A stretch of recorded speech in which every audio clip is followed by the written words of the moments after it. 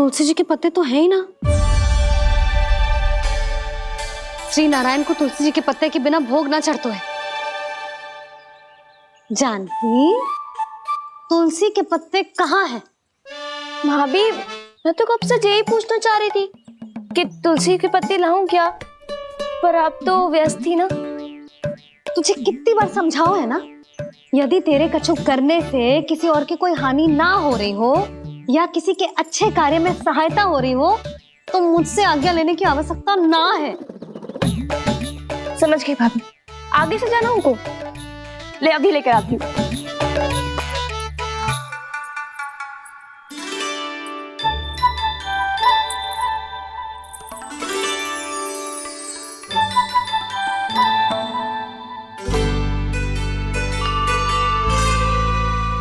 ताऊ, आपने पहले ये व्रत करो है? आपको इसका महत्व पता है? भाभी चल। जानकी, तुमने ये व्रत करो है? फिर तुमको इसका महत्व पता है? सुमति जी, आपको पता है इसका महत्व? कान्हा, क्यों तंग कर रहा है सबको? मैया, सबने करो ये व्रत, मुझे भी करना है।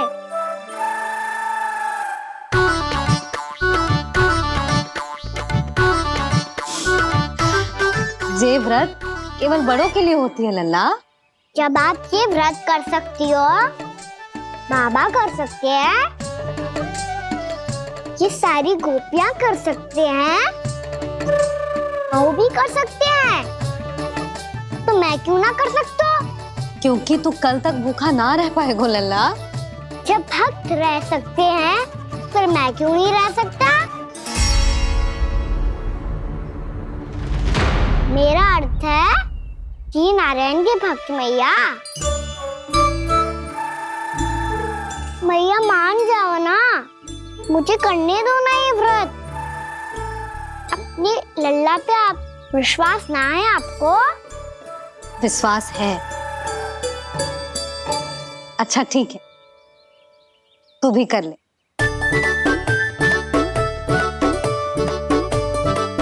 पर मैया, व्रत की कथा तो सुनाओ। मैं तो अबध हूँ ना, मुझे कैसा पता चलेगा कि ये व्रत करते क्यों हैं?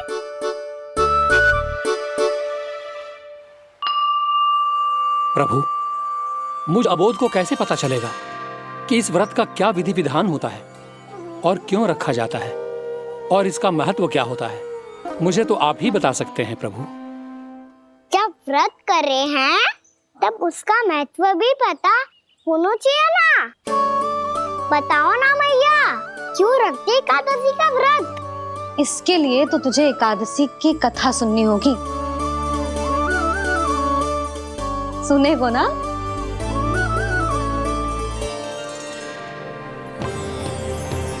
वसुदेव सुतं देवं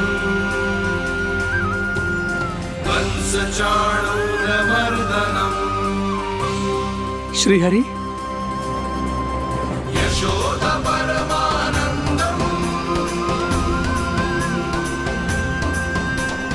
कृष्णं वन्दे जगद्गुरुम्। वाह प्रभु, अपने भक्तों को एकादशी व्रत का महत्व समझाने का अच्छा उपाय खोज निकाला है आपने।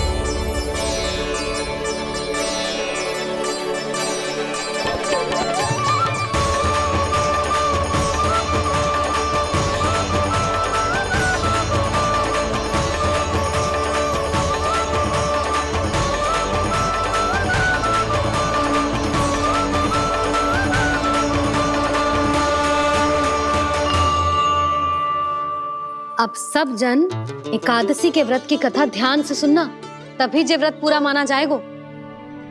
समझो लल्ला?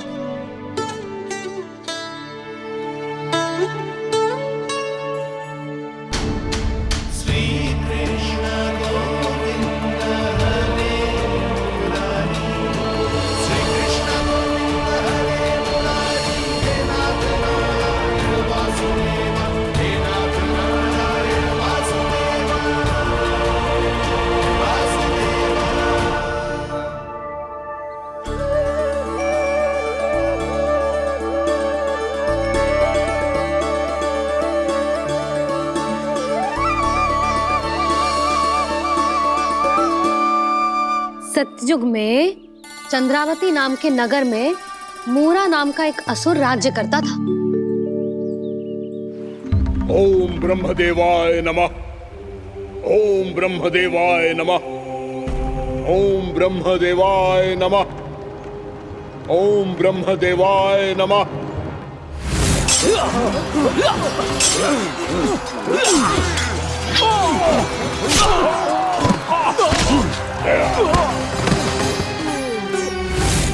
ओम ब्रह्मदेवाय नमः। ओम ब्रह्मदेवाय नमः। जब उसने देवताओं के हाथों असुरों की पराजय देखी, तब वो वरदान पाने के उद्देश्य से ब्रह्मा जी की तपस्या करने चला गया।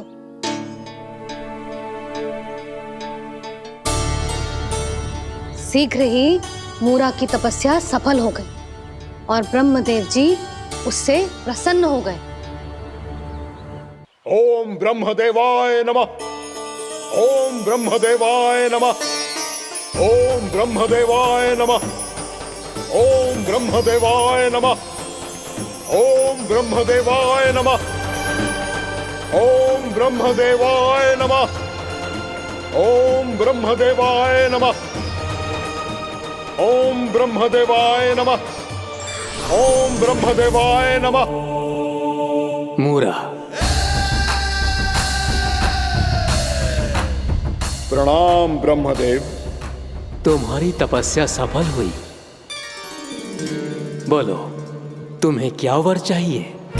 सृष्टि के रचयिता ब्रह्मदेव, कृपया मुझे ऐसा वरदान दीजिए जिसकी सहायता से मैं त्रिलोकी विजयी बन जाऊं और कोई देवता मुझे पराजित ना कर सके।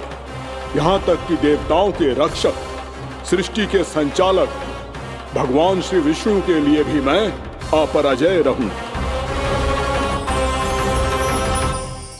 तथास्तु, तथास्तु, तथास्तु। प्रणाम ब्रह्मदेव।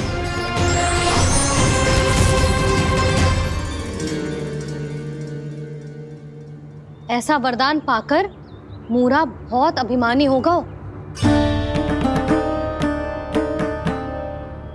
यक्षों, किन्नरों, यहाँ तक कि देवताओं को भी युद्ध के लिए ललकारने लगा, पर किसी ने भी उसकी ललकार को स्वीकार ना करो, क्योंकि सभी उसकी शक्ति से बहुत भयभीत थे और उसके सामने युद्ध किए बिना ही अपनी पराजय स्वीकार करने लगे। और फिर दंभ में आके उसने स्वर्ग लोक पर भी आक्रमण कर दिया और देवराज इंद्र तक को चुनौती दे डाली।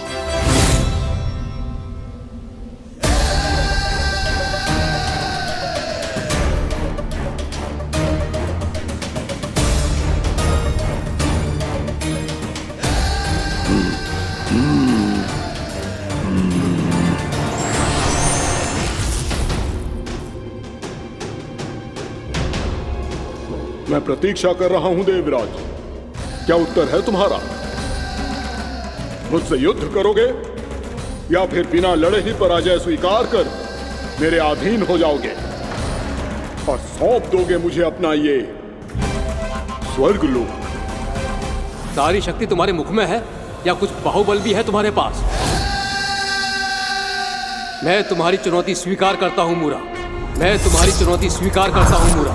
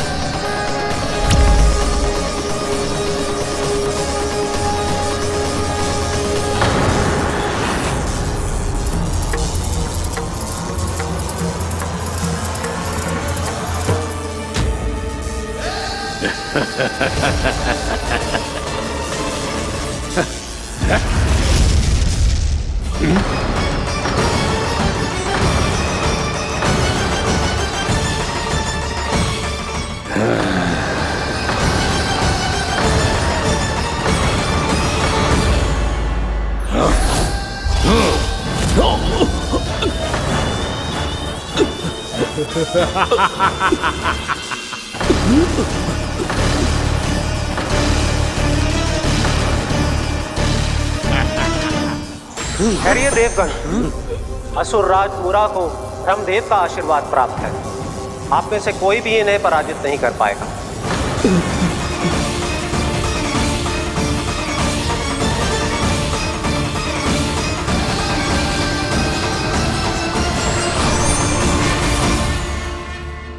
एक अवसर और देता हूं देवराज। युद्ध या अधीनता, क्या उत्तर है तुम्हारा देवराज?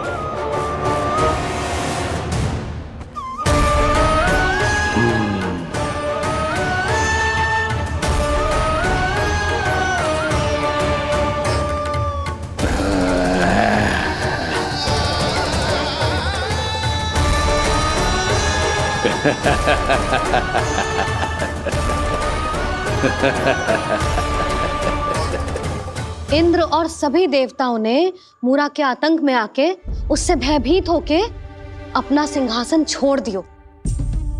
अब मूरा स्वर्ग का अधिपति बन गयो और शीघ्र ही उसने अन्य सभी असुरों को स्वर्ग में निवास करने के लिए आमंत्रित कर दियो।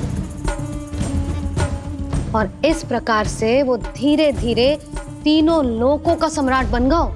उसे किसी ने रोका नहीं मैया। ना लल्ला, इतना साहस किसी में था ही ना। और फिर ये निश्चित करने के लिए कि भविष्य में किसी और असुर की मृत्यु ना हो, वो यमराज पे भी विजय प्राप्त करने के लिए यमलोक की ओर प्रस्थान कर दियो। वो तो अपने आप को और सभी असुरों को अमर बनाना चाहता था। पर देवता और यमराज भी उसकी ये योजना समझ गए थे। इसीलिए उसके आने से पहले ही सारे देवताओं ने श्री नारायण से सहायता के लिए गुहार लगाई। अब केवल आप ही कुछ कर सकते हैं प्रभु। अभी तो मूरा केवल त्रिलोक का स्वामी है, और यदि उसने यमलोक भी जीत लिया तो वो जीवन को ही नियंत्रित नहीं करेगा प्रभु, वो मृत्यु का भी स्वामी हो जाएगा। ऐसे में पहले सृष्टि का संतुलन तो नष्ट होगा प्रभु, और फिर स्वयं सृष्टि ही नष्ट हो जाएगी। ऐसा नहीं होगा यमदेव, नियति ऐसा होने ही नहीं देगी। विधि रचेगी खेल और मैं बनूंगा माध्यम। असुर राज मुरा का सामना मैं करूंगा। बस आप मुझे चुनौती देने के लिए उसे तैयार कर लीजिए, चाहे उसके लिए आपको साम दाम दंड भेद कोई भी उपाय क्यों ना अपनाना पड़े।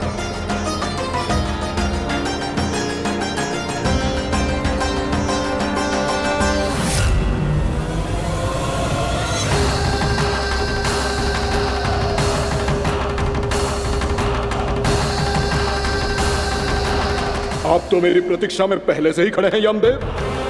तब तो आपने मेरी चुनौती के बारे में भी सुना ही होगा। कहिए, क्या उत्तर है आपका? मेरा स्वागत करके अपना राज्य त्यागेंगे या मेरा सामना करके अपने प्राण? असुर राज मुरा का सामना मैं करूंगा। बस आप मुझे चुनौती देने के लिए उसे तैयार कर लीजिए, चाहे उसके लिए आपको साम दाम दंड भेद कोई भी उपाय क्यों ना अपनाना पड़े।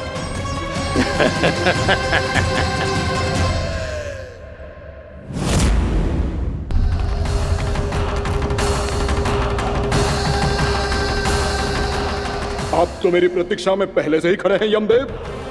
तब तो आपने मेरी चुनौती के बारे में भी सुना ही होगा। कहिए, क्या उत्तर है आपका?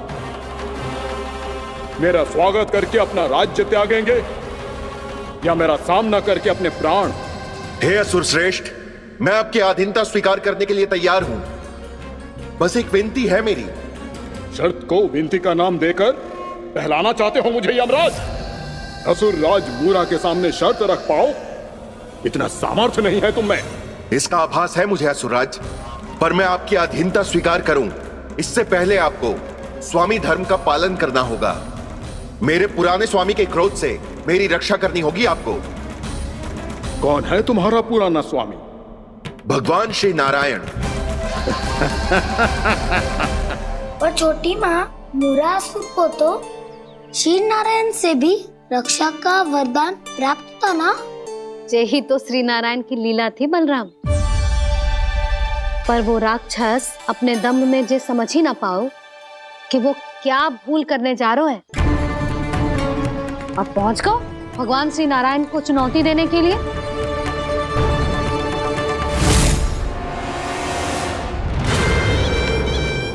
वहीं ठहर जाओ असुर राज मूरा।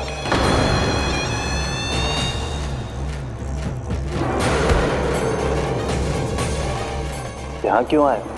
आपको पराजित करने और ये वैकुंठ जीतने, ताकि मैं यमलोक का स्वामी बन सकूं। फिर आओ, युद्ध भूमि में मेरा सामना करो।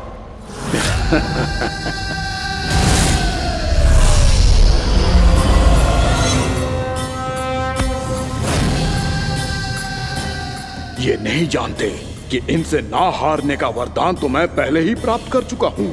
इसलिए युद्ध ठीक से आरंभ हो पाए उससे पहले ही इन्हें जीत लूंगा मैं।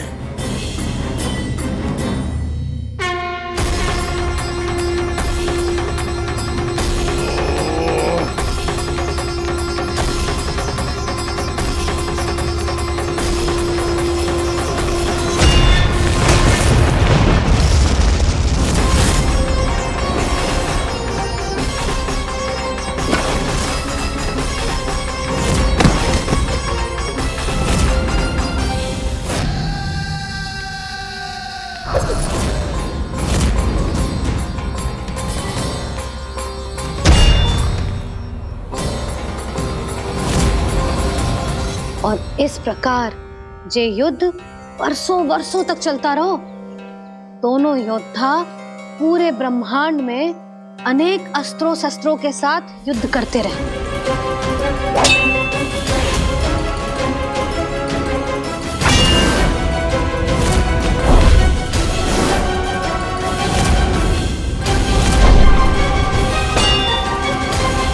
फिर क्या हुआ मैया?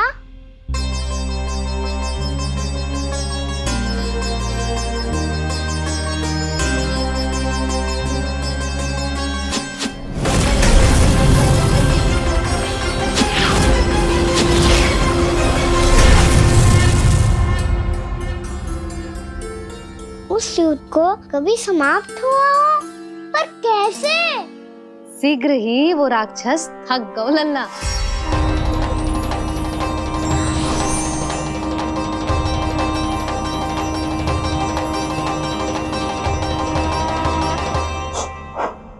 खड़े खड़े देख क्या रहे हैं नारायण?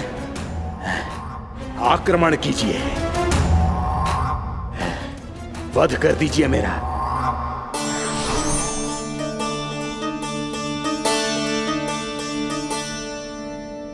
मैं तुम्हारी वीरता से प्रभावित हूं, इसीलिए इतनी थकान की स्थिति में मैं तुम जैसे वीर पर आक्रमण नहीं करूंगा। जाओ विश्राम करो। यदि फिर से युद्ध करने की इच्छा हो तो तुम्हारा स्वागत होगा।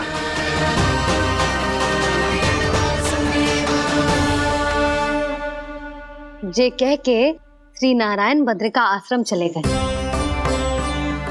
और वहां हिमवत नाम की एक कंदरा में ध्यान लगा के बैठ गए। उधर वो राक्षस विश्राम करने लगो। अनेकों दिन बीत गए और अब वो राक्षस मूरा फिर से स्वस्थ होके बलवान हो गया था। उसने अपनी सारी शक्ति फिर से प्राप्त कर ली थी। श्री नारायण ने उस पर दया करी थी, पर वो फिर से श्री नारायण को छलने को तैयार होगा।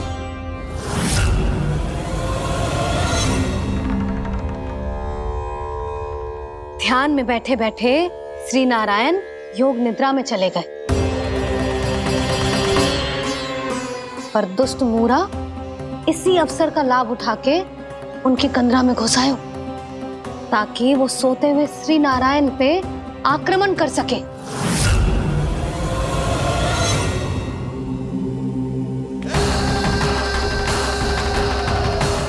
आज इस लंबे युद्ध को जीतकर अपने इस अंतिम शत्रु का भी अंत कर दूंगा मैं।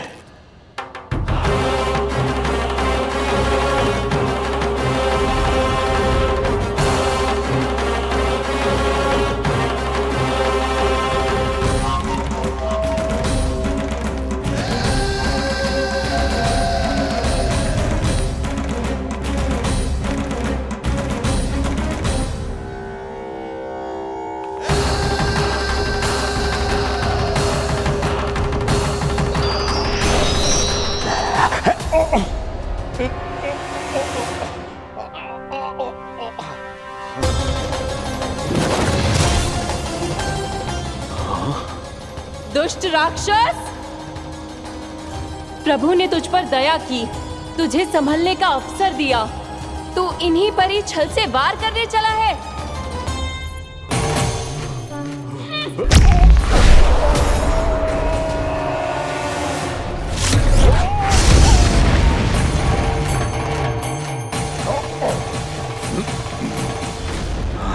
मैं अजय हूँ, मुझे कोई पराजित नहीं कर सकता। ब्रह्मा का वरदान है मुझे।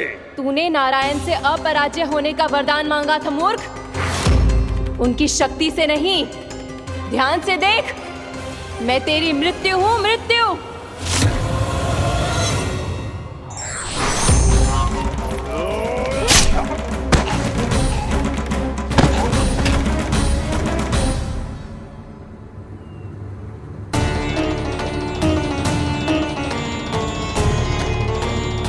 वो देवी कौन थी छोटी माँ? और कौन बलराम, वही तो थी देवी एकादशी।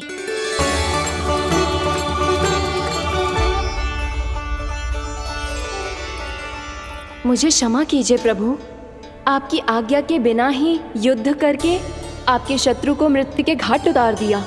क्षमा नहीं, आपकी तो प्रशंसा होनी चाहिए देवी।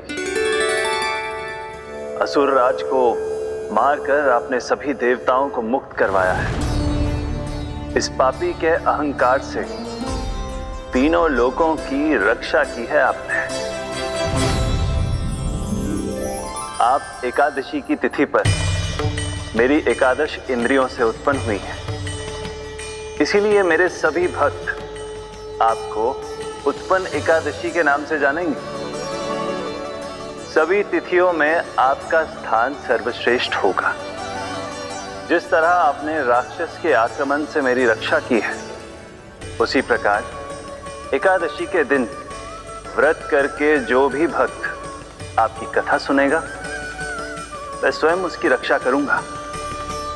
जो आपकी पूजा करेगा उसे मेरी विशेष कृपा प्राप्त होगी और उसके साथ साथ उसे मिलेगा धन, सिद्धि और मोक्ष।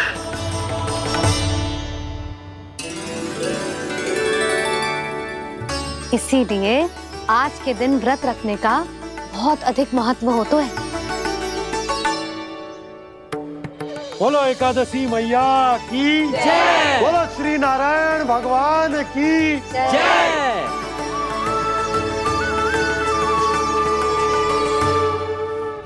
प्रभु की कृपा से एकादशी का महत्व भी पता चल गो और मेरा व्रत भी सफल हो गो। अभी नहीं भूला राम, एकादशी का व्रत पूरी तरह तभी सफल होता है जब द्वादशी के दिन उसे पूरा किया जाता है।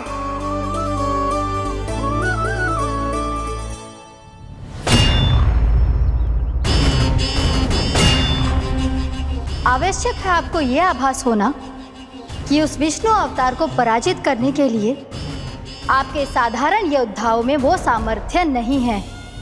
वो विष्णु अवतार कुछ अधिक ही असाधारण है।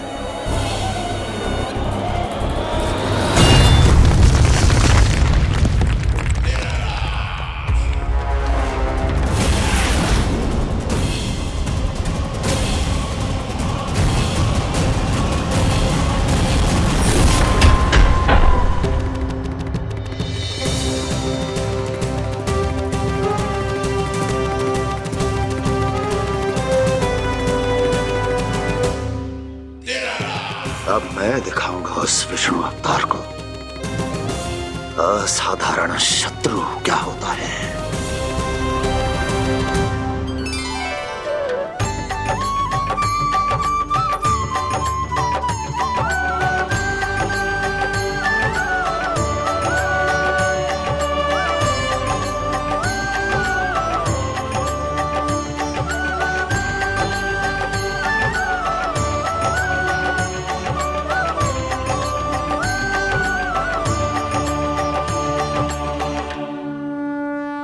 मामा अधीर हो रहे हैं, पर मैया ने मुझे अभी तक बाहर जाने की आज्ञा नहीं दी है।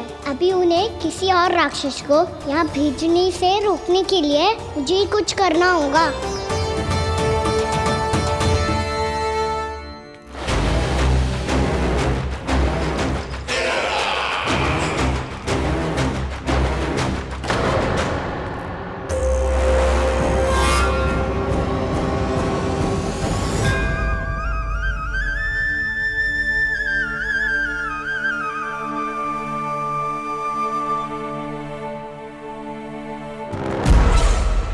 कौन हो तुम? बचपन से ही मुझे मारने का सपना देख रहे हैं, फिर मुझे ही नहीं पहचानते।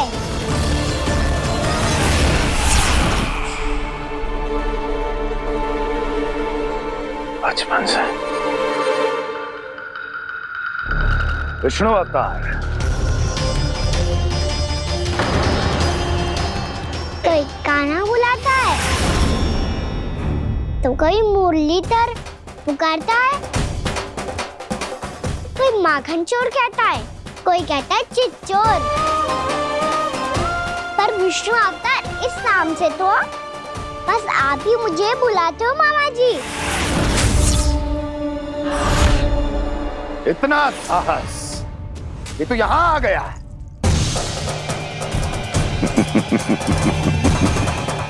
यहाँ आ तो गया तू विष्णु अवतार, किंतु यहाँ से जीवित नहीं जाएगा।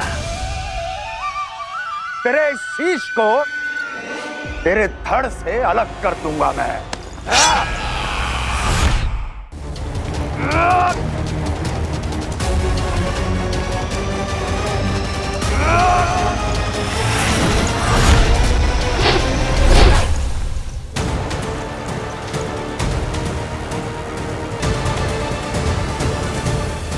कहाँ देख रहे हो मामा जी? मैं तैयार हूँ।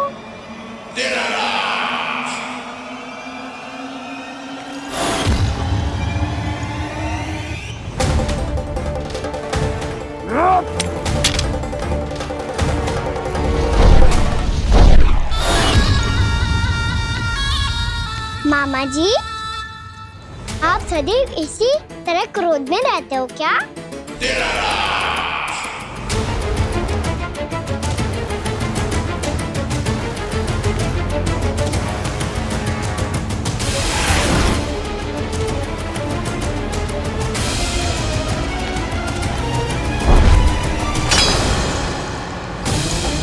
छोड़ छोड़ मेरी तलवार को। छोड़ो तो तब जब पकड़ा हूँ।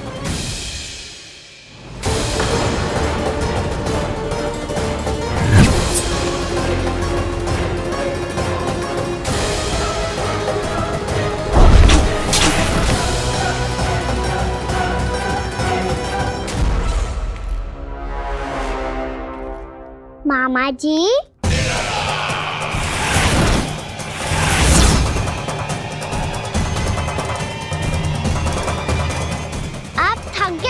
थोड़ा विश्राम कर लो।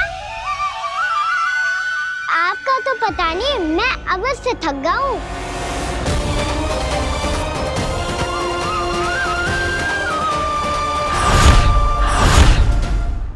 मेरे सिंहासन पर बैठने का तो साहस। अभी तो बस अभ्यास कर रहा था मामा जी। भविष्य में मुझे तो बैठना है यहाँ। आपने बल प्रयोग करके से अपने पिताजी से छीना था, मैं आपसे छीन लूंगा। जो छल और बल से लिया जाए वो अधिक समय तक टिकता नहीं है मामा जी।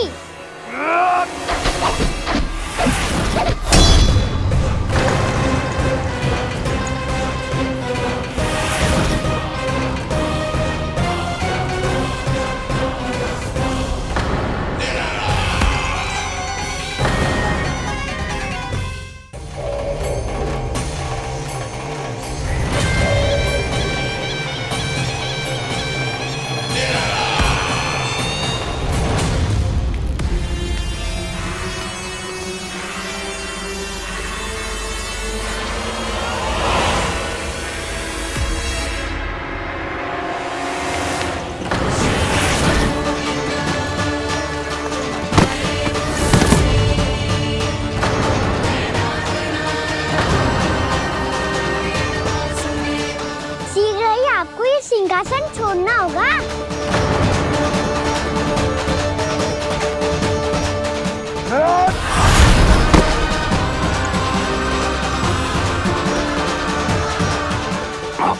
वो मेरा सिंहासन छीनना चाहता है। वो आ रहा है, वो आ रहा है। सैनिकों, दुर्जन, बंद कर दो सभी द्वार और दरों के, सब के सब। इसकी हर संभावना पर इतना कड़ा पहरा बिठा दो कि ना तो कोई महल के भीतर आ सके, ना तो बाहर जा सके। मुझे महल की चप्पे चप्पे की सूचना चाहिए। जाओ।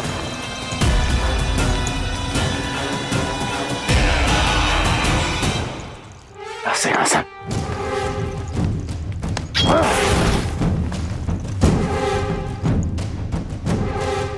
अब आ, दुष्ट मायावी, छलिया विष्णु अवतार, मैं कंस तेरी प्रतीक्षा कर रहा हूं।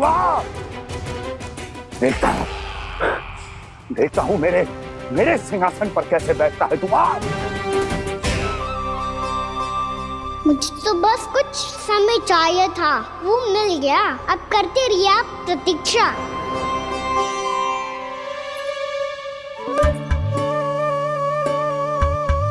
जी अपने आप से बातें क्यों कर रहे हो जी?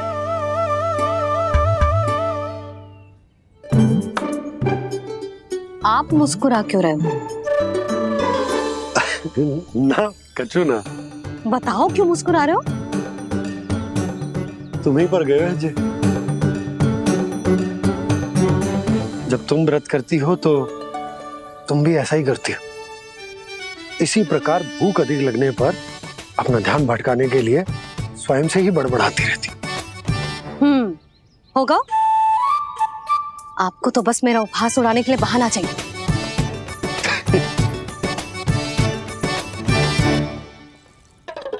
नन्ना, भूख लगी है? ना मैया, व्रत करे तो भूख कैसे लगेगी?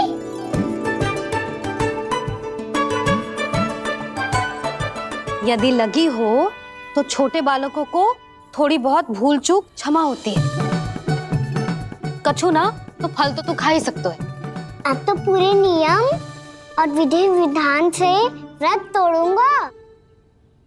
कल द्वादशी के सुबह मुहूर्त के अनुसार।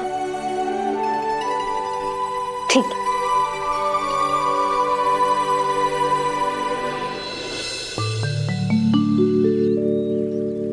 लल्ला, एकादशी समाप्त हो गई है, द्वादशी लग गई है। अब तू व्रत तोड़ सकते है। भोजन कर ले। ले।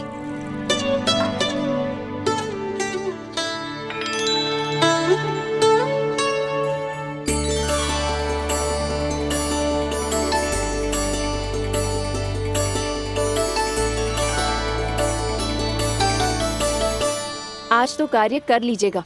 मैं ना चाहती कि सब गांव वाले फिर से आपका उपहास उड़ाएं।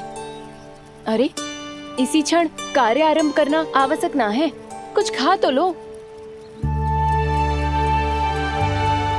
कल भी पूरे दिन व्रत में रहे, अब तो कुछ खा लो। ना, अभी बिल्कुल भूख ना है। और हाँ भगवान, तुम्हें चिंता करने की आवश्यकता नहीं है। आज मैं किसी को भी 2 शब्द कहने का अवसर नहीं दूंगा।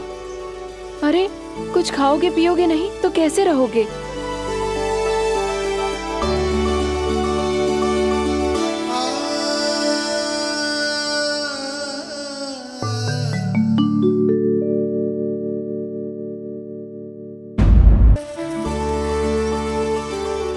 अरे, इसी क्षण कार्य आरंभ करना आवश्यक ना है। कुछ खा तो लो।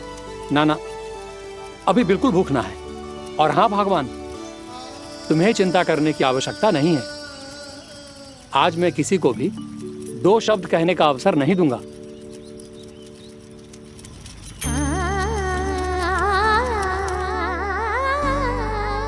ठहर, मैं तेरे लिए मट्ठा लेके आती हूँ। व्रत के बाद पीने से पेट ठंडा रहता है। रुक।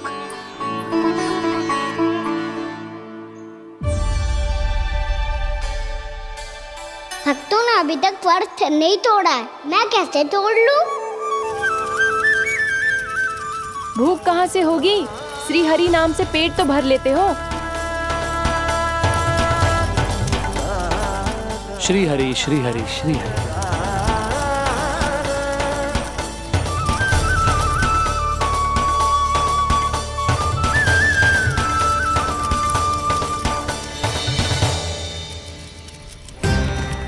हरि हरि प्रभु हरि, हरि हरि प्रभु हरि, हरि हरि प्रभु हरि, हरि हरि प्रभु हरि।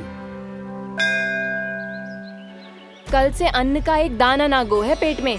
अब क्या व्रत तुड़वाने भी आपके प्रभु ही आएंगे? अब क्या व्रत तुड़वाने भी आपके प्रभु ही आएंगे? मैया,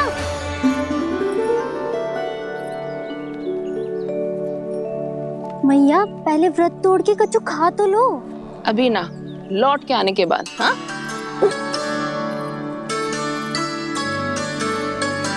बलराम, ठहरो पुत्र, पहले कुछ खा लो।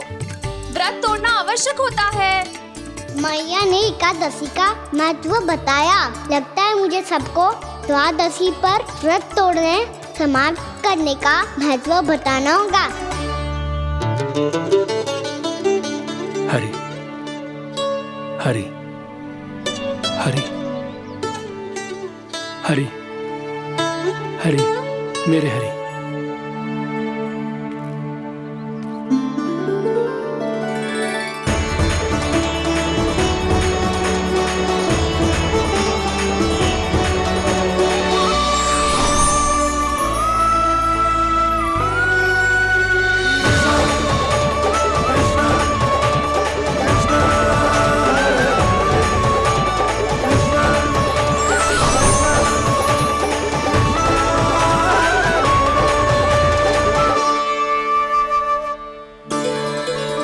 अभी अभी तो मैंने बच्चों की मां को वचन दिया था कि आज किसी को शिकायत करने का अवसर ना दूंगा, और अब मैं प्रभु श्री हरि की कल्पना जसोमती रानी के लल्ला में ही करने लगा।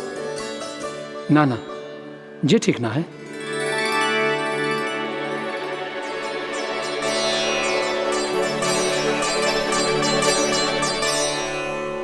ठीक है तो है, बिल्कुल सही पहचाना है आपने। बड़े तो बड़े, अब तो बालक भी हमारा उपहास उड़ाने लगे। मैं आपका उपहास नहीं उड़ाने आया, मैं तो आपके एकादशी के व्रत को पूरा कराने आया हूँ।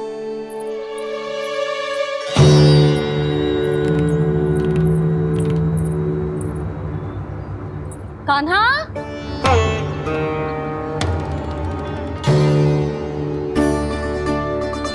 तो ये रे आपकी छड़ी और ये रे मेरी पीठ। सीख, बिना ताकत तोड़। आज तो इसकी पीठ सेक के रहूंगी मैं। मैया घर पे भूखी मुझे ढूंढ रही होगी।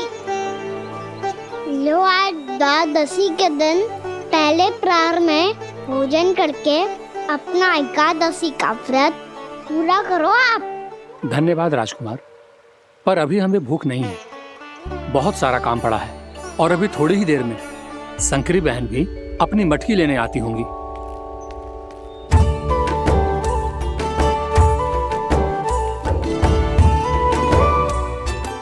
पर मैं आपका व्रत पूरा कराए बिना नहीं जा सकता। भला क्यों? भक्त भूखा रहे और भगवान खा ले, ऐसा हो सकता है भला?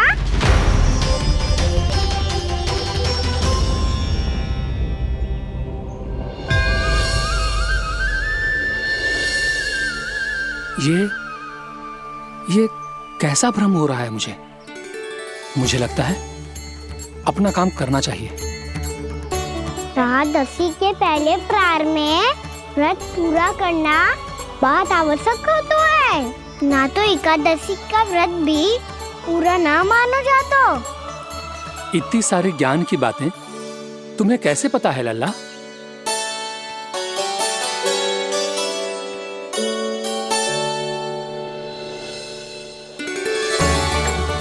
जैसे एकादशी की कथा होती है, वैसे द्वादशी की महिमा भी एक बहुत महत्वपूर्ण कथा है।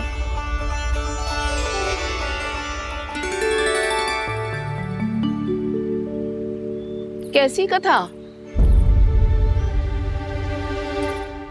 बिल्कुल सही समय पे आई हो आप। क्योंकि आपको ये कथा आपको अवश्य सुननी चाहिए।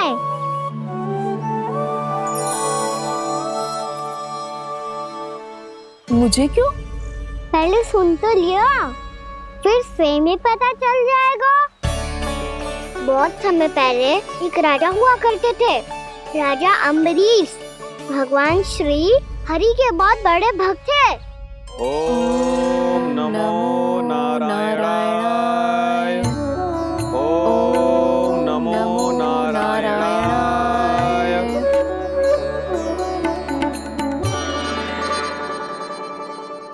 नेक पुण्य के काम करते थे वो। अपनी पत्नी के साथ हरि का नाम जपते रहते थे। उन्होंने 12 माह एकादशी का व्रत करो, निर्जल पास किया, और जब उनकी 12वीं एकादशी का व्रत द्वादशी के दिन तोड़ने का समय हुआ, तभी महर्षि दुर्वासा अपनी 100 शिष्यों के साथ उनके महल में पधारे।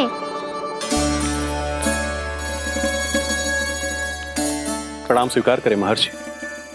आप जैसे महान ऋषि मेरे राज्यसभा में आए, वो भी ऐसे अवसर पर जब मैं और मेरी पत्नी निरंतर 12 एकादशियों के बाद अंतिम एकादशी का व्रत तोड़ेंगे। इससे बड़े सौभाग्य की क्या बात हो सकती है हमारे लिए।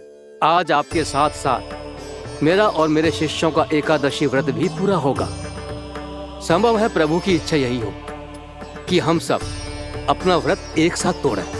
ये तो अत्यधिक प्रसन्नता की बात है महर्षि। तो फिर ठीक है, हम सब यात्रा से थके हैं। व्रत तोड़ने से पहले हम स्नान करना चाहते हैं। जैसी आपकी इच्छा महर्षि। जब तक आप लोग लौटेंगे तब तक आपके सारे प्रबंध यहाँ हो चुके होंगे।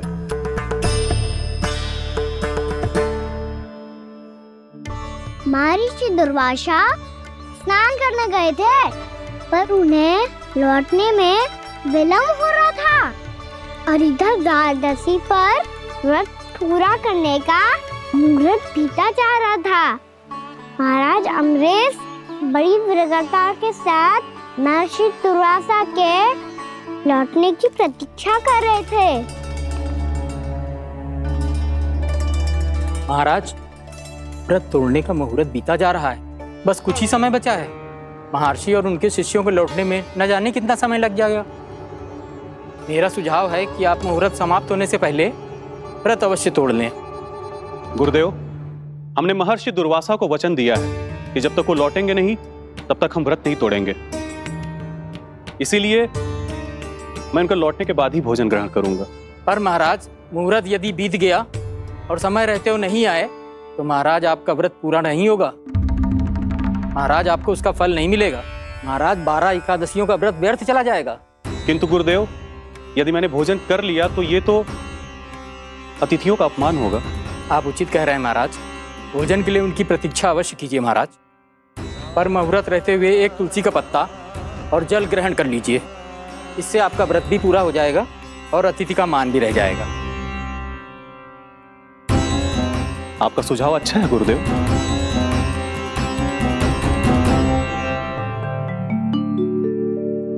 जैसे ही महाराज ने तुलसी का पत्ता खाया,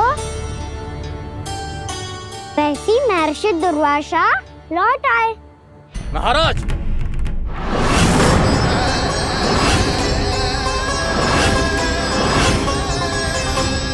महाराज को उपास तोड़ते देखते बहुत क्रोधित हो गए।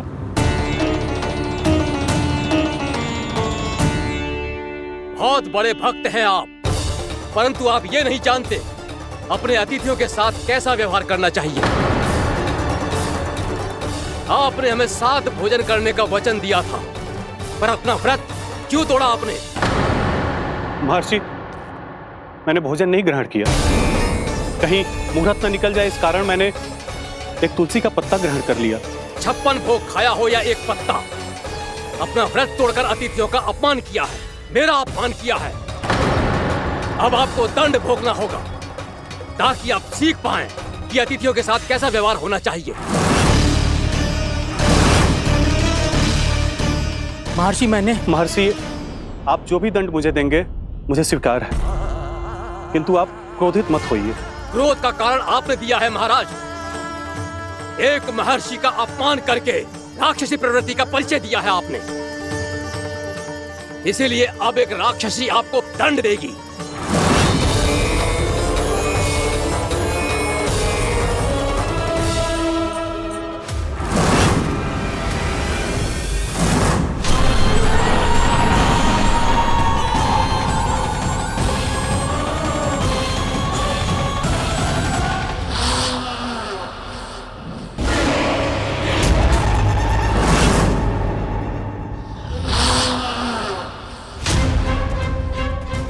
हे प्रभु, यदि मैंने सच में महर्षि का अपमान करने की भूल की हो तो मैं उसका परिणाम भोगने के लिए प्रस्तुत हूं।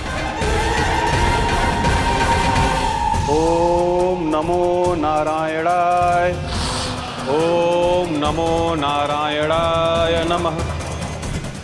महर्षि दुर्वासा को यह आभास ही नहीं था कि महाराज अम्बरीश ने उनका अपमान नहीं किया था।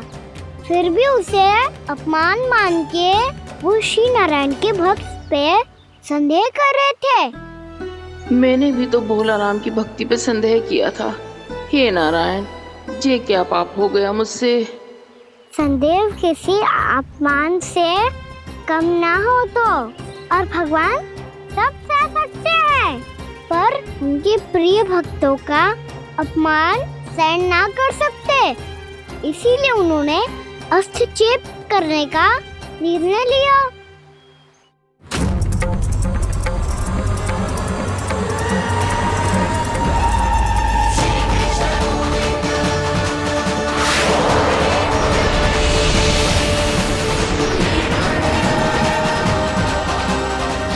ओम नमो नारायणाय।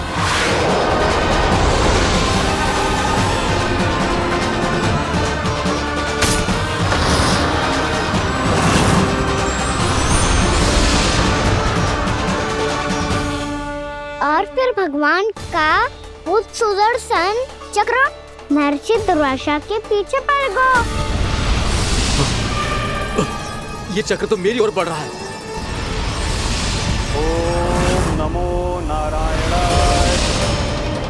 ये कैसे संभव हो सकता है? कोई रोको इसे, कोई रोको इसे।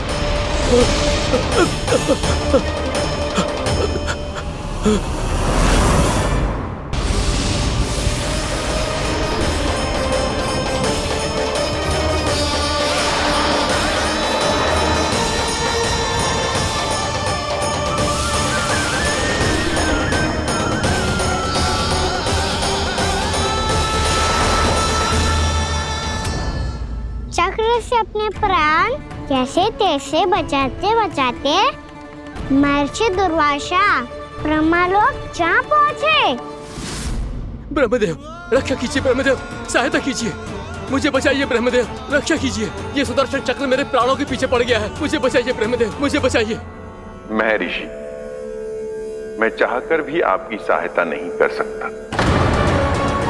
ऐसी स्थिति में यदि कोई कुछ कर सकते हैं तो वो है सुदर्शन चक्र के स्वामी विष्णु, क्योंकि सृष्टि में केवल वही है जो इसे नियंत्रित कर सकते हैं। वो ही इसे वापस लौटने का आदेश देकर आपके प्राणों पर छाए हुए संकट को दूर कर सकते हैं। किंतु हां, मैं सुदर्शन चक्र से इतना अवश्य कहूंगा कि जब तक आप विष्णु लोक में पहुंच नहीं जाते, वो आपको किसी भी प्रकार की हानि ना पहुंचाए। आपका बहुत बहुत धन्यवाद। आपकी सदा ही जय हो।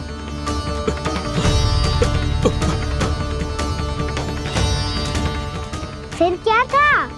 भागते भागते महर्षि दुर्वासा सीधे भगवान श्री हरि के शरण में बैकुंठ पहुंच गए। त्राहिमाम प्रभु, त्राहिमाम, मुझे बचाइए। मेरी सहायता कीजिए प्रभु, मेरी सहायता कीजिए। मैं आपके इस चक्र और ऊर्जा से नहीं भाग सकता प्रभु। कृपया करके अपने सुदर्शन को रोकिए, इसे वापस लीजिए प्रभु। यह असंभव है महर्षि। एक बार सुदर्शन चक्र मेरे हाथों से छूट जाए तो अपना उद्देश्य पूरा किए बिना, मेरे भक्तों की रक्षा किए बिना वापस नहीं लौटता।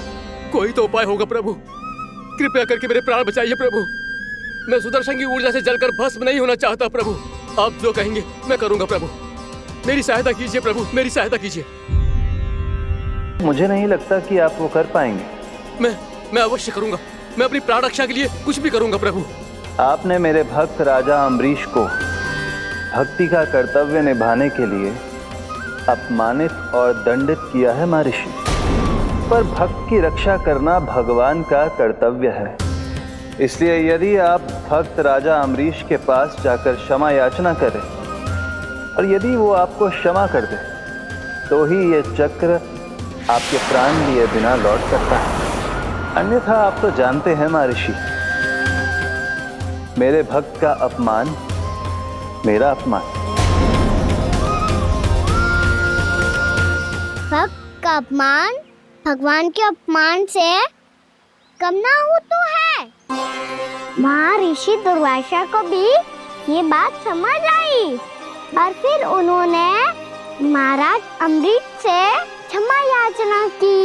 महाराज महाराज महाराज महाराज महाराज मुझे क्षमा करें महाराज, मुझसे बहुत बड़ी भूल हो गई महाराज, मुझसे बहुत बड़ी भूल हो गई महाराज। महर्षि, आप हमारे चरण छुए ये उचित नहीं। महाराज महाराज अम्बरीश, आप नारायण के सच्चे भक्त हैं। मैंने आपको अपमानित किया, दंडित करने का प्रयास किया महाराज। इस अपराध के लिए मुझे क्षमा कीजिए महाराज, और इस सुदर्शन चक्र से मेरे प्राण बचाइए महाराज।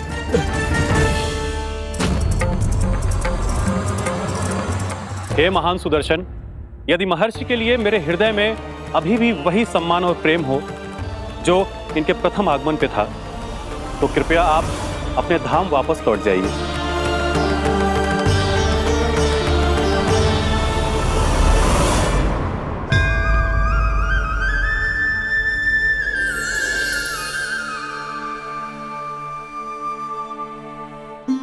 आपका बहुत बहुत धन्यवाद महाराज अम्बरीश।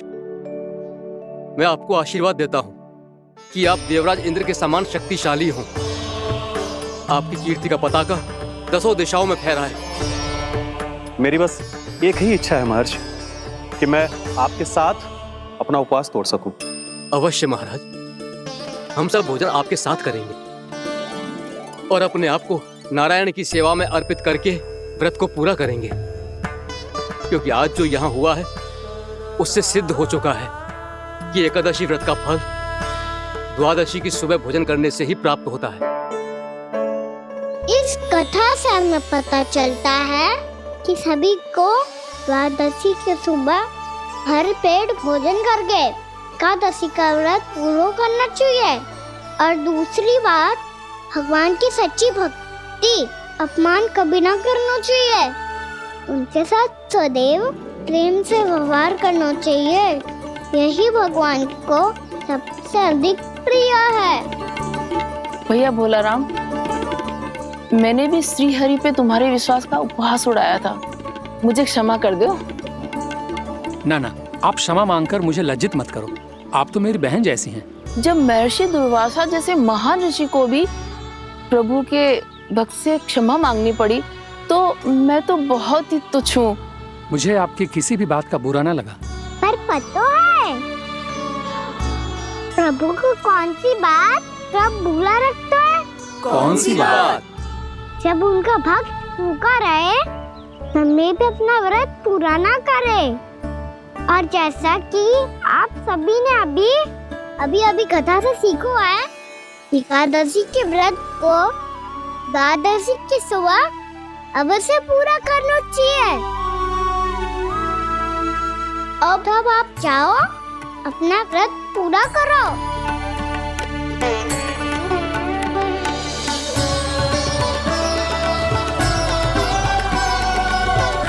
मैं आपके लिए जल लेके आती हूँ।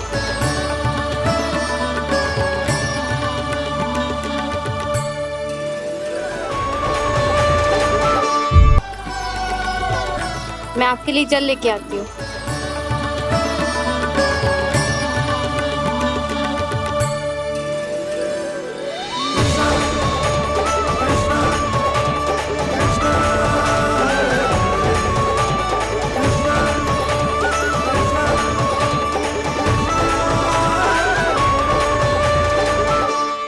खाओ।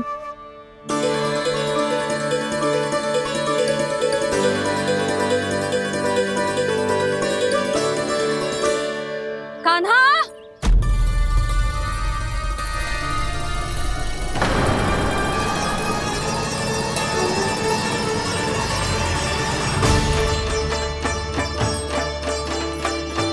बोलो काका, सिगरेट छुपा लो मुझे, मैया आ रही है, बहुत क्रोध में लगती है।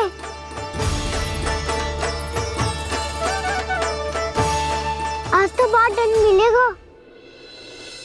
अभी क्षण भर पहले तो ये साक्षात भगवान के रूप में बात कर रहे थे और अब अचानक ही ऐसे बालक बन गए जो मैया से दंड मिलने के भय से व्याकुल हैं। बोला काका, किस सोच में पड़ गए? सिगरेट छुपा लो मुझे।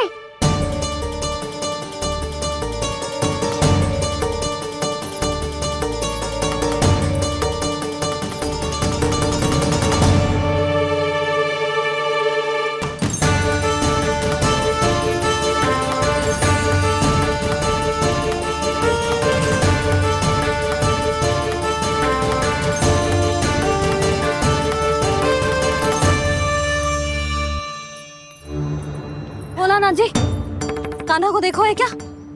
मैंने तो अपने प्रभु को देखा है। मैं अपने लल्ला को ढूंढ रही हूँ, उसे देखो है आपने? वही तो मैं भी कह रहा हूँ जसोदा रानी, मैंने सिर्फ और सिर्फ अपने प्रभु को देखा है। ये तो अब भी अपनी भक्ति में ही खोया हुआ है, इससे पूछ के कछु लाभ ना है, मुझे ही ढूंढना पड़ेगा।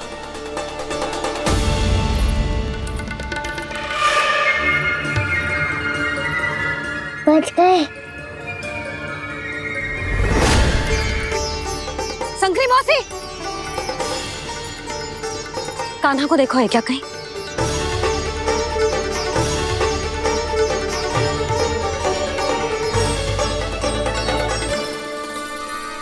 बोला काका, मुझे सिगरेट निकालो ना यहाँ से, मैया फिर से इधर ही आ रही है।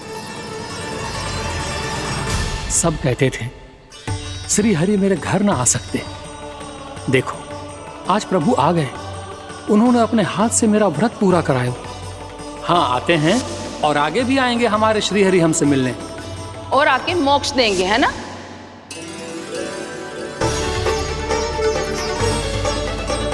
सिगरेट निकालो ना बोला काका, मैया आ रही है। मैं ना निकालूं? क्यों? मेरा अर्थ है मैं निकालूंगा, अवश्य निकालूंगा, पर तब तक नहीं निकालूंगा जब तक आप मेरी सारी बातें मान नहीं लेते हैं। कौन सी बात? प्रभु, मुझे मोक्ष प्रदान कर दीजिए प्रभु। तथास्तु। ना ना ना ना प्रभु, मेरे साथ साथ मेरे परिवार को भी मोक्ष दे दीजिए। तथास्तु। अब तो निकाल दो, मैया देख लेंगी। ना प्रभु, मेरे परिवार के साथ मुझसे जुड़ी हुई हर वस्तु, जीव जंतु, प्राणी, गाय बैल भैंस, सभी को मोक्ष प्रदान कर दीजिए प्रभु। तथास्तु। प्रभु, आप सच में अद्भुत हैं। मैंने जो मांगा आपने बिना सोचे समझे सब प्रदान किया। मैं ही अपनी मांगे बढ़ाता रहा। प्रभु, प्रभु मुझे क्षमा कर दीजिए। प्रभु मुझे क्षमा कर दीजिए।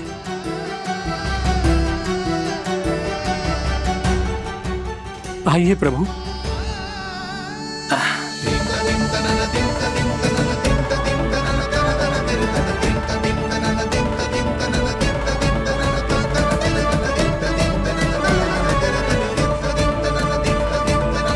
प्रभु, आप तो प्रभु हो, हरि हो, भगवान हो। आप चाहते तो इस मटके से स्वयं निकलकर बाहर आ सकते थे, फिर मेरी आपने हर इच्छा क्यों पूरी की? क्योंकि मेरे भक्त की इच्छा पूरी करने में मुझे भी प्रसन्नता मिलती है। ना तो मैं अपने भक्तों का अपमान सह सकता हूँ और ना ही उनकी इच्छा अधूरी रहने दे सकता हूँ।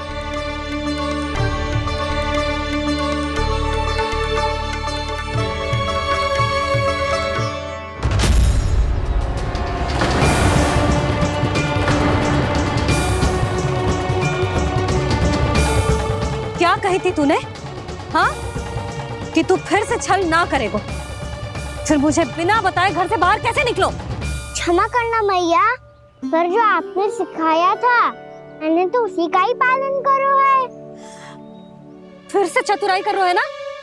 हाँ, आप ही ने तो कही थी ना, यदि कछु करने से किसी को हानि ना पहुंचती हो या फिर किसी अच्छे कार्य में सहायता हो रही हो तो आज्ञा लेने की आवश्यकता ना होती। यदि तेरे कछु करने से किसी और की कोई हानि ना हो रही हो या किसी के अच्छे कार्य में सहायता हो रही हो तो मुझसे आज्ञा लेने की आवश्यकता ना है। तो किस अच्छे कार्य के लिए आया है यहाँ? द्वादशी के सुबह एकादशी का व्रत खोल के भोजन करा जाता है। ये बात ना तो भोला काका को पता थी, ना शंकरी मासी को और ना ही किसी और को।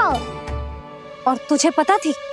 हाँ, मेरी मैया ने बहुत अच्छे से सिखाया है मुझे। जैसे कल तूने एकादशी कथा सुनाई थी ना, आज वैसे ही तेरे लल्ला ने सबको द्वादशी कथा सुनाई है। सच्ची यशोदा रानी जी, इसने तो हमारी आंखें ही खोल दी।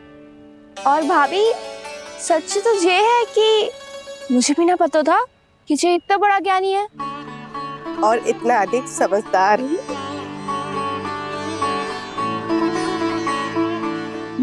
द्वादशी की कथा? वो तो मैंने इसे कभी सुना ही ना है। फिर इसे कैसे पता थी? रानी जी, जो स्वयं भगवान हैं, भला उन्हें कैसे कुछ नहीं पता होगा। मैंने तो इन्हें पहचान लिया। और हाँ, आप सब लोग भी इन्हें अपने अंतर मन की आंखों से देखिए, हो सकता है इन्हें पहचान पाएं। ये कोई और नहीं है, श्री नारायण है, मेरे श्री हरि, मेरे प्रभु। जय श्री हरि।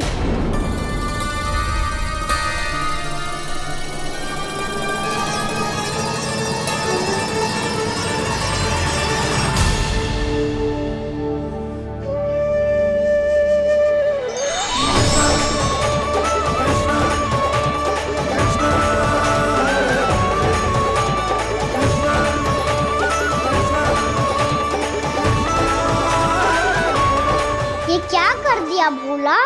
जिस रास्ते को मैंने इतनी कठिनाई से बचा के रखा था, सबके सामने उसे उजागर कर दिया तुमने।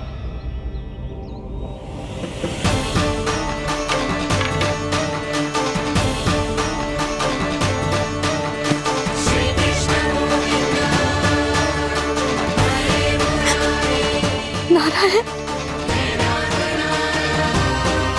नारायण, श्री नारायण।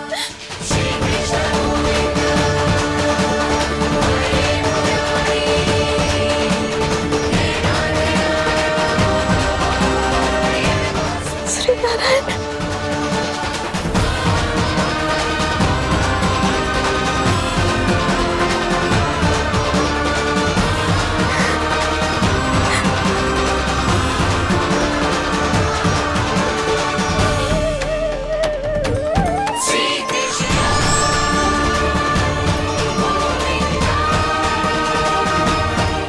श्री नारायण प्रभु।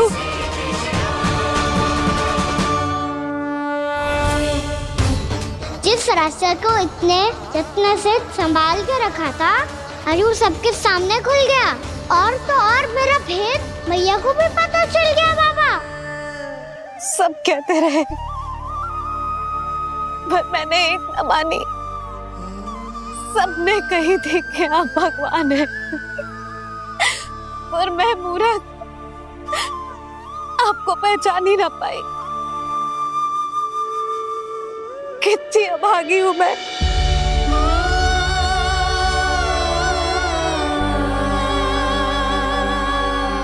जिस मुंह से मुझे आपकी महिमा गानी चाहिए थी,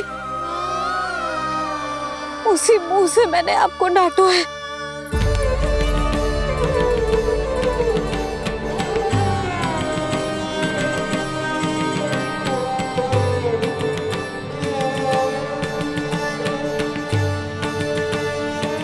जिन हाथों से मुझे आपके चरण छूने चाहिए थे, उन हाथों से मैंने आपके कान पकड़े।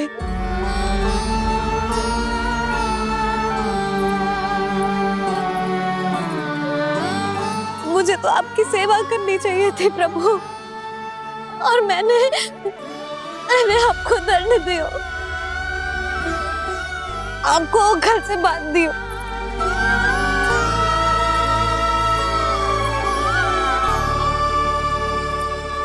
बावली हो गई थी प्रभु, अपने श्री नारायण को, अपने प्रभु को एक साधारण सा बालक समझ लियो मैंने। मैं आपके लिए भगवान नहीं हूँ मैया, साधारण बालक ही हूँ, बस आपका लल्ला।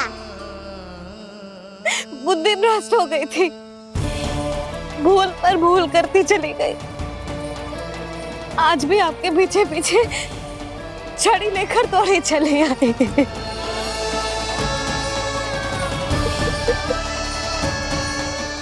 अपने आप को दोष मत दो मैया, आपके इस ममता के लिए तो जन्म लिया है मैंने।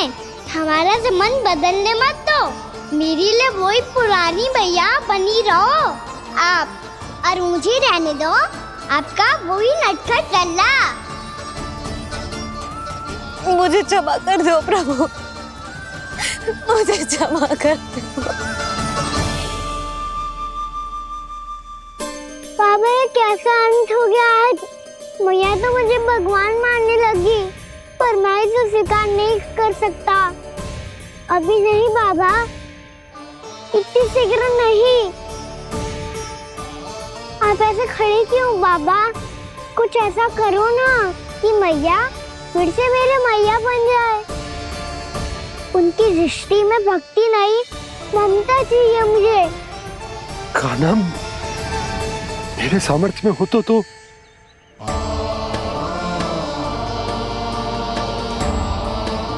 दाऊ, आप तो बड़े भाई हो, अपने छोटे भाई की सहायता करो ना, जिससे मैया सब कुछ भूल जाए। मैं क्या कर सकता हूँ कान्हा? कोई तो सहायता करो मेरी।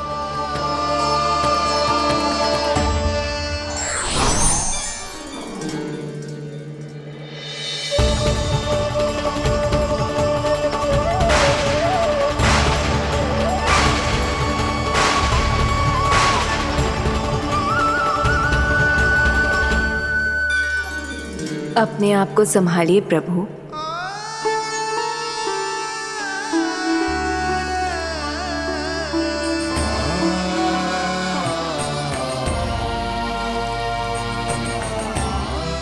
देखो ये क्या हो गया, भैया को सब पता चल गया। अभी तो मुझे मैया की ममता का शौक पूरी तरह हिला ही नहीं था। योग माया,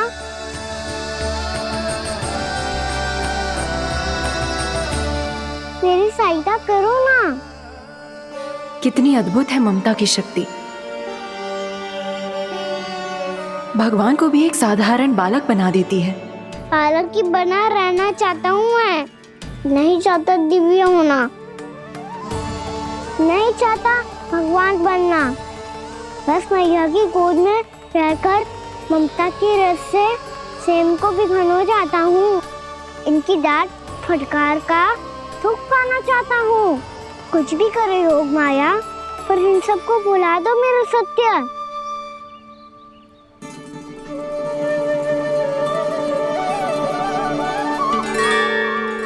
पर इन्हें तो मोक्ष का वरदान मिल गया है प्रभु, इसलिए इनके लिए समय की गति को लौटा पाना संभव नहीं होगा। प्रभु, अब मुझे ये सब भूलने की कोई आवश्यकता नहीं है।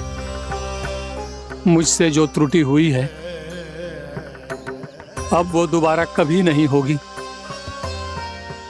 और आज के बाद आपका ये सत्य मैं किसी को नहीं बताऊंगा प्रभु, क्योंकि मुझे पता चल गया है कि आपका यशोमती मैया के लल्ला बने रहना कितना आवश्यक है।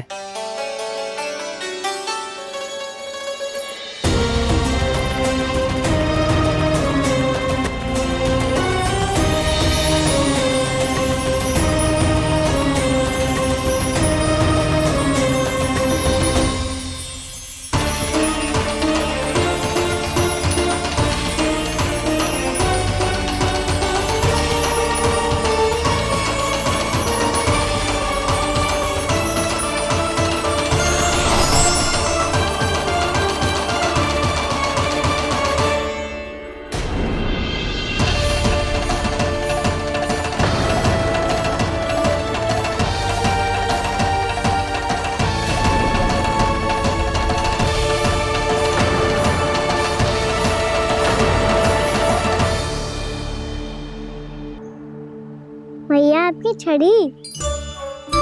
पहले चुपके से भाग जातो है, फिर स्वयं ही छड़ी भी पकड़ा रोए हैं? नटखट कहीं का। हंसी आ रही है? अरे किस बात पे इतनी हंसी आ रही है रे? हाँ?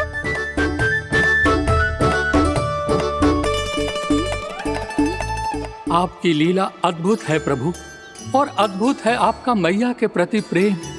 हंसी ना है मैया, ये तो प्रसन्नता है, अपने मैया से मिल जाने की प्रसन्नता। अच्छा, ढूंढ मैं तुझे रही हूँ और तू कह रहे हो कि मैं मिल गई तुझे। तू घर चल लल्ला, अच्छे से पिटाई करूंगी तेरी।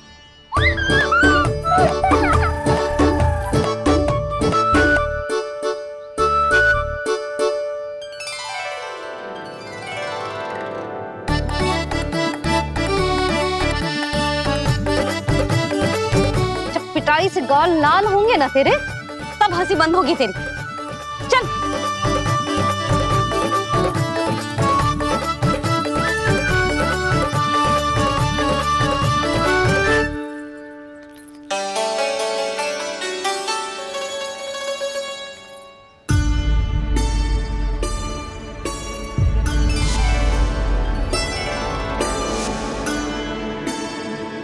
लगता है भैया की और चतन स्मृति वापस आ रही है।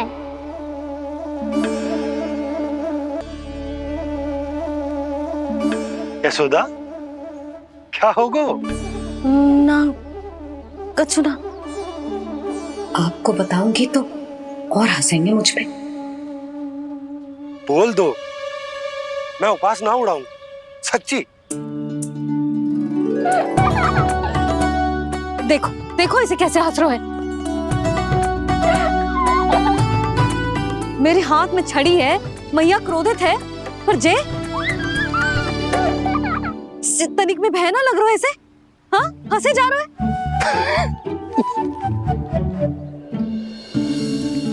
दोनों बाबा लल्ला एक जैसे हो। चल तू, चल चल। दाऊ, आप तो बड़े भाई हो, अपने छोटे भाई की सहायता करो ना, जिससे मैया सब कुछ भूल जाए। सुबल, तू कच्चू खा क्यों ना रो है?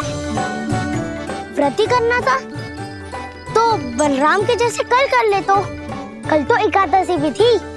खाना के बिना कछु करने का मेरा मन ही ना कर। तो बात तो सच्ची है, उसके बिना गोचारण भी ऐसा लगता है जैसे कितना भारी कार्य है, व्यवस्था में करना पड़ता है। सही कह रहे हो तुम दोनों। मैं तो गोपालक भी इसलिए बना था ताकि कान्हा के संग खेलने को मिल जाए। बलराम तो हमारा सगा कम और मुख्य अधिक है।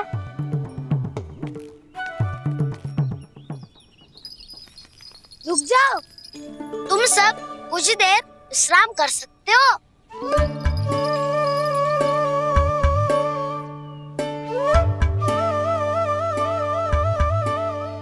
तू बोल। ना मैं ना बोलूंगा, तुम दोनों ही बोलो। और तुम सबका सखा पहले हूँ और टोली का मुखिया बाद में, इसलिए घबराने की आवश्यकता नहीं है। जो भी बात है बिना हिचक बता सकते हो मुझे। तो फिर कुछ ऐसा करो ना कि कान्हा फिर से हमारे साथ गोचारण करने के लिए आने लगे।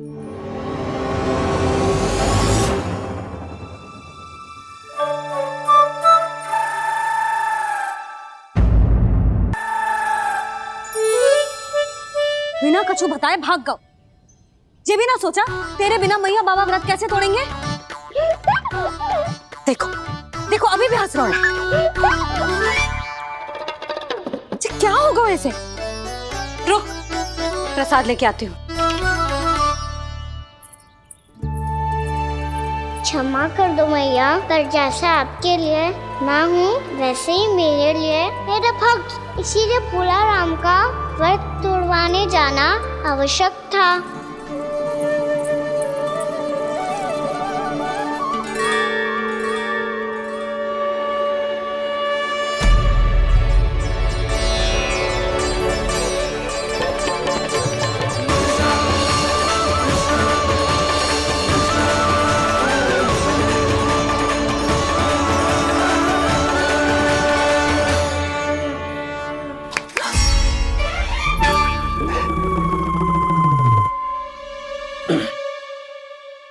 सुधा, फिर से खो गई तुम। अरे कौन से स्वप्न लोक में चली जाती हो तुम बार बार? हमें भी बताओ। माया का प्रभाव ममता पर अधिक समय तक नहीं रह पाता प्रभु। अरे बोलो ना यशोदा, क्या सोच रही थी?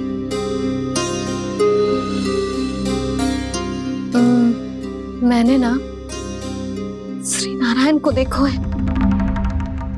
हाँ तो वो तो मैं भी देख रहा हूँ, यही तो है हमारे सामने। ये वाले ना, तो मैंने साक्षात श्री नारायण को देखो है, वो भी अपने कान्हा के भीतर देखो। कान्हा के भीतर? ना मतलब कान्हा और ये दोनों आमने सामने थे। मैं कुछ समझो ना यशोदा। नारायण और कान्हा दोनों आमने सामने थे? ना, मेरे कहने का अर्थ है कि कान्हा और श्री नारायण एक दूसरे के आगे पीछे थे। अच्छा, तो मतलब श्री नारायण आगे थे और कान्हा पीछे था। पर अगर कान्हा पीछे था तो तुमने कैसे देखो? ओहो, कान्हा आगे था, श्री नारायण पीछे थे।